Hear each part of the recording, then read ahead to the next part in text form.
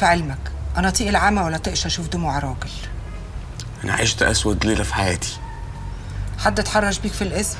بلطجي ابن كلب، حتى لو دخل السجن هجيب امه. هدومك فضلت عليك ولا اتقلعت؟ لا الحمد لله ما اتقلعتش، بس المحاوله نفسها فيها ذل. يبقى لازم تنسى الموضوع ده من اوله لاخره، والبلطجي ده كمان لازم تنساه عشان ما يبقاش عندك عقده في حياتك. انا مش عارف اقول لحضرتك ايه. انتي مديتي ايديكي وانتشلتيني من جهنم الحمراء. انت اللي رميت نفسك في جهنم الحمراء يا غبي.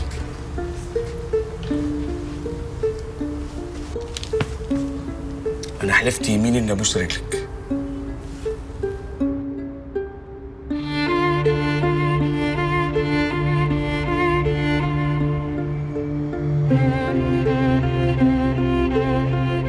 مفيش فايده فيك ولا في اي حد زيك.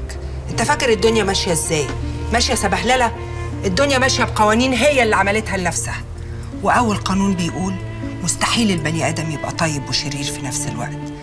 ما ينفعش تبقى شريف شويه وغير شريف شويه تانيه.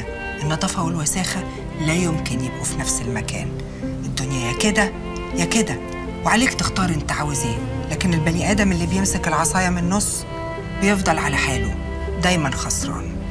وانت خسرت واتهنت عشان مسكت العصايه من النص. انا بتعلم منك يا استاذه. الغايه بتبرر الوسيله. شوف انت عاوز تعمل ايه واختاره. بس حضرتك نظرتك للدنيا سودة قوي. من اللي شفته وانا شفت كتير. وخلي بالك ان ما قدرتش تبقى ديب هتبقى خروف.